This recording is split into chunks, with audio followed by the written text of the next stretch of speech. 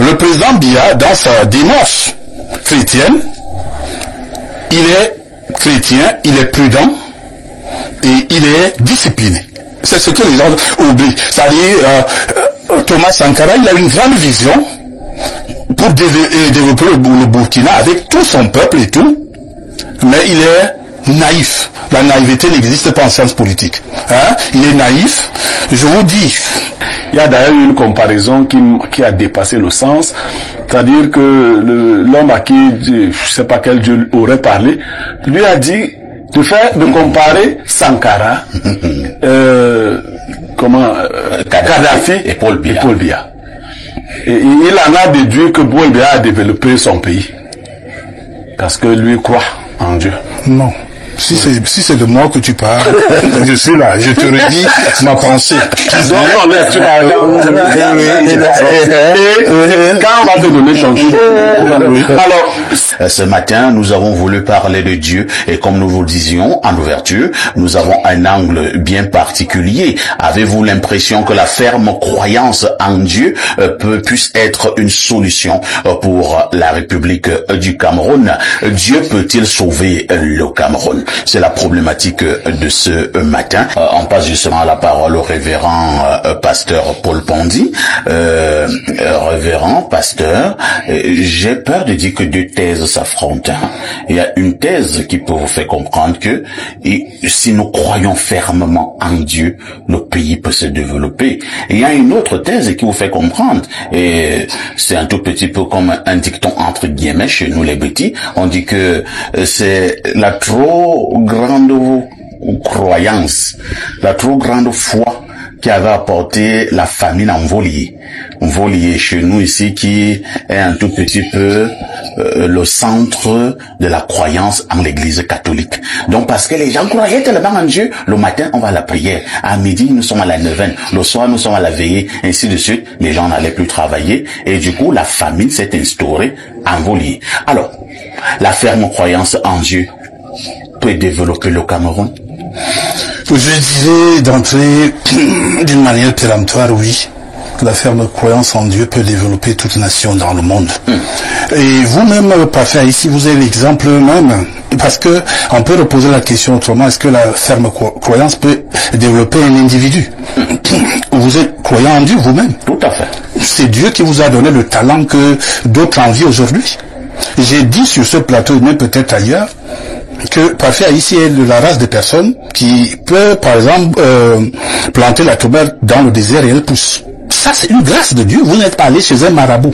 Bon, revenons maintenant au pays comme le Cameroun. Si tout le monde s'arrange à craindre l'Éternel, je vous dis qu'en vérité maintenant, si même c'est Jésus qui vient enseigner sa propre parole aux hommes, on va dire qu'il, par rapport aux téléspectateurs qui appelaient là maintenant, on va lui dire que toi-même tu ne connais pas la Bible. Et c'est là où les hommes sont. On a dépassé la Bible, la Bible est dépassée. Nous évoluons maintenant sur un autre prisme ou bien sur d'autres leviers que nous avons créés qui sont supérieurs à la Bible. J'ai écouté une fois un président américain, Barack Obama, dire que quand il validait l'homosexualité, par exemple, il dit non, on dépasse ce concept, on évolue. Est-ce qu'on évolue, par exemple, avec l'homosexualité? Je vais dire directement non. Et c'est également comme ça. Vous voyez, je vais prendre l'exemple de trois présidents en Afrique. Le président Paul Biya qui doit donc développer le Cameroun avec la Bible, par exemple, et en Afrique, Thomas Sankara de regretter mémoire, qui est également un grand panafricaniste au Burkina Faso, et puis Mohamed Kadhafi en Libye. Ces trois présidents avaient un seul souci, développer leur peuple. Le président Biya, dans sa démarche chrétienne, il est chrétien, il est prudent et il est discipliné. C'est ce que les gens oublient. C'est-à-dire, Thomas Sankara, il a une grande vision pour développer le Burkina avec tout son peuple et tout, mais il est naïf. La naïveté n'existe pas en sciences politiques. Hein? Il est naïf. Je vous dis, j'ai même des photos avec Madame Sankara, quand mon frère Jean-Emmanuel Pondy l'a fait venir au Cameroun, nous étions au Sawa, j'ai posé une question à cette dame. Que la rumeur, parce que je suis maintenant face à vous et nous avons fait un plateau sur Afrique Média. Je vais poser la question, madame, est-ce que c'est vrai que vous avez arrêté une lettre où il était mentionné qu'on devait assassiner monsieur Thomas Sankara avec Blaise Compaoré et vous avez donné ça à votre mari? Elle me dit oui. Je vous tiens ça de sa bouche. Elle me dit oui, nous avons des fautes. Donc, quand vous êtes naïf, vous pouvez pas développer votre... Il n'y a pas la naïveté inclus dans un chapitre de gouvernance présidentielle. C'est là où, quand on vante beaucoup un homme comme Sankara, c'est un grand visionnaire, mais il était naïf. Il n'y a pas la naïveté présidentielle. Donc, vous voyez un homme comme Kadhafi, des très bonnes idées pour le continent. Mais il a inclus là le gangstérisme politique, où on pouvait dire que l'avion de Kirby, c'est Kadhafi qui a bombardé avec les terroristes. Quand les Occidentaux vous tiennent avec des choses comme ça, vous pouvez plus développer votre... Ils vous tiennent pas ça. Vous revenez avec... Vous aurez les panafricanistes à dos, hein? Non, pas à dos. Je vous dis, c'est un grand visionnaire, mais je vous dis, c'est Sarkozy qui a détruit la Libye. Nous savons ça, nous l'avons dénoncé sur l'Afrique Média. On a aussi parlé d'une affaire de femmes entre Kadhafi et Sarkozy. Que les liens politiques, les financements qui s'en ont suivi. Donc, il y a des cas comme ça. Oui, on peut développer un pays avec la crainte de Dieu. Je vous ai pris maintenant l'exemple. Dieu partait du Christ. Est-ce que la crainte de Dieu apporte l'industrialisation? Oui, est-ce que la crainte de Dieu donne l'électricité aux populations? Est-ce que la crainte de Dieu donne de l'eau potable? Est-ce que la crainte de Dieu fait en sorte qu'on puisse nous monnayer pour avoir accès au concours administratif? Heureusement, je suis avec M. Émile Messi sur le même plateau. Nous échangeons sur des plateaux, des plateformes comme ça. Je lui disais en off que certains détracteurs du président Paul Biya, par exemple, maintenant disent que il n'est plus, c'est pas lui l'homme. Non, c'est le président Biya qui est l'homme de la situation. Au Cameroun, par exemple. Je vous le dis. Je vais recevoir des balles comme j'ai l'habitude de les recevoir, mais je dis ce que Dieu me dit. Qu'est-ce qu'il fait? Dieu vous parle souvent? Oui, Dieu me parle. Ah bon? Dieu me parle. Je le dis à mon vision. Je connais Dieu en face. Dieu m'a apparu plusieurs fois. Vous l'avez vu? En face. Dieu? Oui, le Créateur. Je vous parle donc du français, c'est un plateau sérieux. Oui, c'est très sérieux. C'est pour ça que je vous dis, c'est pour ça que je vous tiens cet exemple, que c'est Jésus qui disait, parce que comment le concept, ça lié à un protocole divin, comment il est constitué? Il est constitué de cette façon. Il y a Dieu le Créateur, il y a des divinités, il y a Jésus-Christ, il y a 24 vieillards. C'est ce que les gens oublient. Il y a tout un organigramme. Les 24 vieillards font donc, c'est-à-dire que leur rôle c'est quoi? Ils sont des ministres du Créateur. Ils ne sont pas changeables. C'est ça le gouvernement de Dieu incréé. C'est dans la Bible, les 24 vieillards. Les divinités dont je vous parle, c'est dans la Bible. Quand Dieu dit faisons l'homme à notre image, il parle aux divinités. C'est écrit, c'est mentionné. Mais les hommes ignorent tous ces détails et pensent que c'est un concept, simplement on peut faire du n'importe creux, on peut faire du n'importe quoi avec le Créateur. Par rapport, je vais chuter donc en vous disant que, actuellement, sur la place Cameroun, à cause que le président Biya est le mieux conscient de ce devenir. Ça, personne n'aime le Cameroun comme lui. Actuellement, oui. C'est-à-dire, dans le plan où il évite ce que je vous dis là, le gangstérisme, vous l'avez vu où dans les coups foireux en Afrique? Jamais.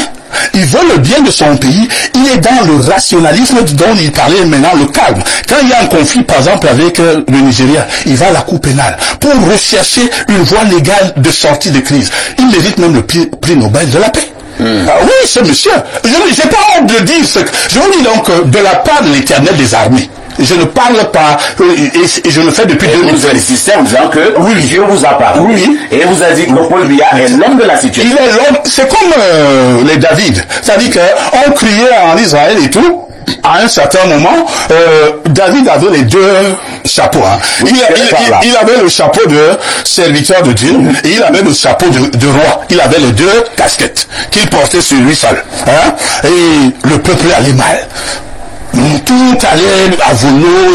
Non, il faut chasser David, il faut faire. Or que David était l'homme providentiel. C'est donc son fils qui avait, par exemple, remplacé Salomon et qui est venu donc faire le bordel même après. Parce que c'est lui qui vient prendre, par exemple, 1000 femmes. Salomon.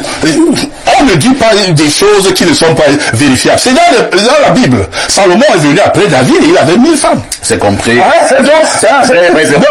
Je suis en train de citer monsieur Agnès. Je vous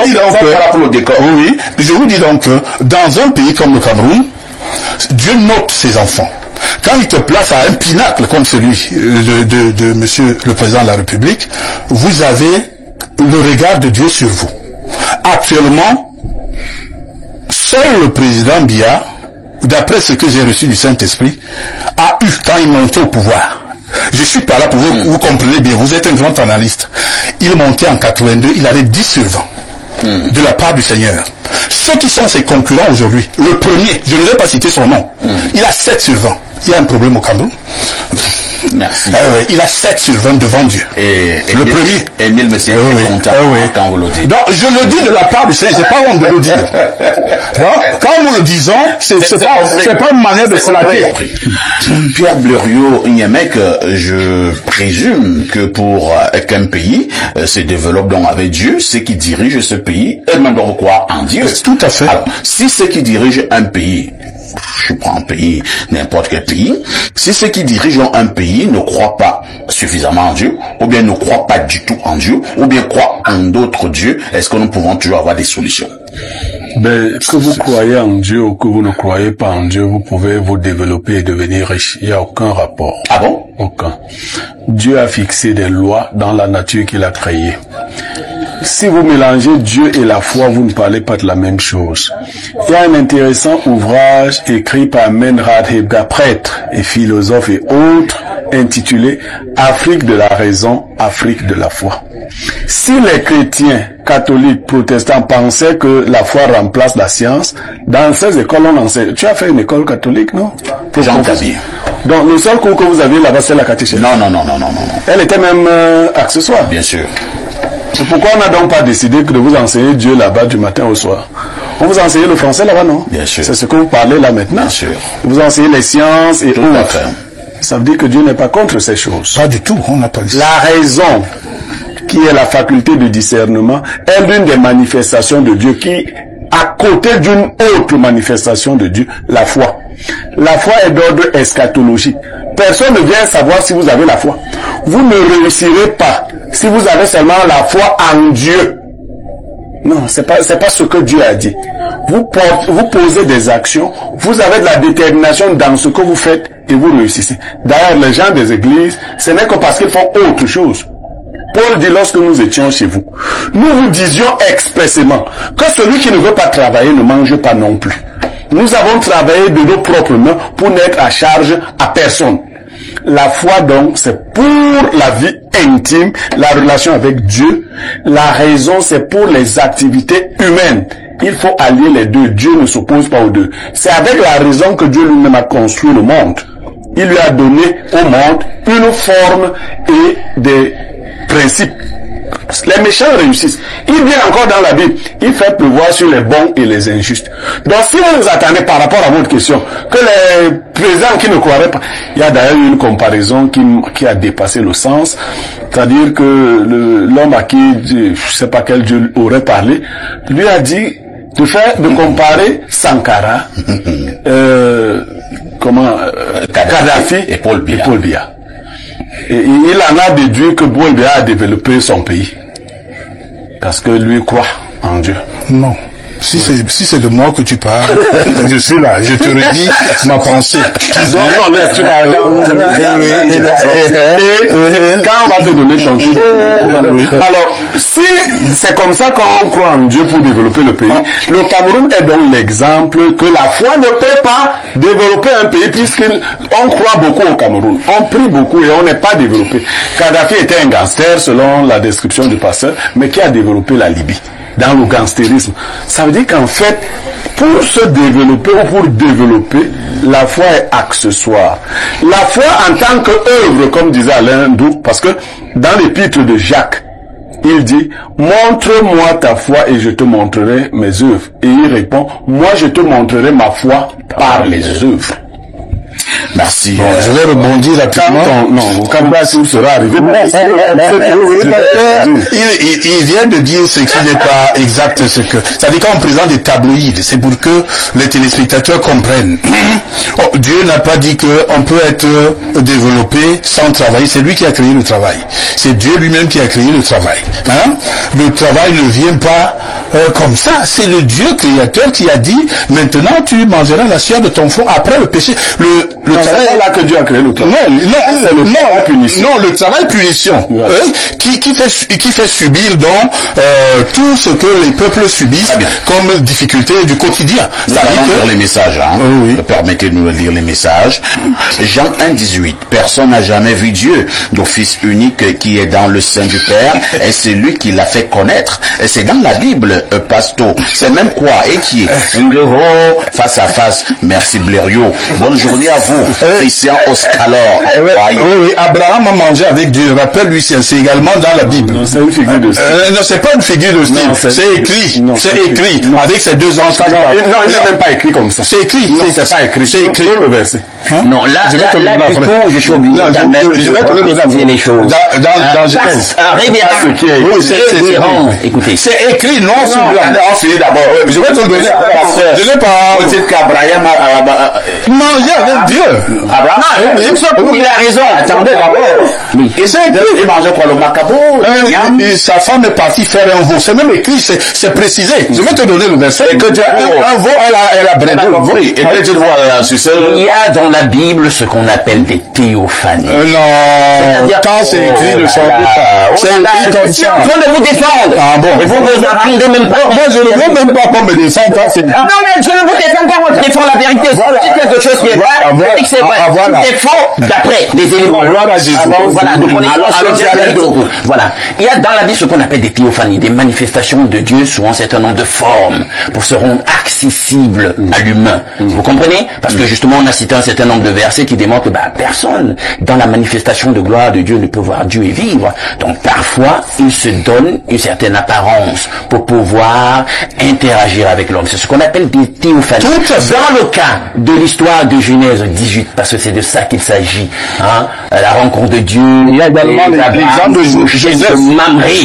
C'est de ça qu'il s'agit, c'est une théophanie où Dieu s'est arrangé à venir en visitation à Abraham, sera bien une apparence mais c'est comme tout à fait. Et Blériot lui dit que on ne peut pas voir Dieu. Non, on voit Dieu. Non, permettons aussi à Blériot de parler. Non, il a ses arguments. On ne réussirait pas. En fait, Alain Douk a parlé de théophanie, mais dans les figures de style que nous avons dans la Bible, il y a ce qu'on appelle l'idiome hébreu de permission. Il y a une manifestation humaine. Les philosophes appellent cela de l'anthropomorphisme. Quand vous décrivez ces choses-là, Dieu a mangé avec un homme. Est-ce que nous sommes sérieux? Dieu mange, ça veut dire qu'il a un estomac, il a une bouche, et ces choses-là, n'est-ce pas? C'est ça. Mais quand Dieu dit qu'on de la forme, créons l'homme à notre image. Les deux, Dieu dit créons l'homme à notre image. Il parle de la chair. Il parle de la chair. Alors la chair est corruptible. Attendez d'abord. Fini et vous allez prendre. Le pasteur vient encore de s'enfoncer. Il dit, non, je m'enfonce pas. Est-ce que je parle? Laissez parler.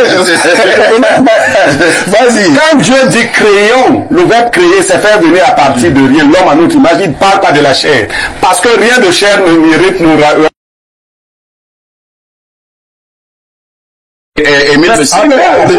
après le péché, Dieu dit à l'homme, fermer l'arbre de la connaissance, ne permettons pas à l'homme d'avoir l'arbre de la vie. Oui, à l'arbre de vie. Mais il dit ça aux divinités, dont je faisais allusion maintenant. Et C'est ce qui est écrit. Non, c'est ce qui est écrit.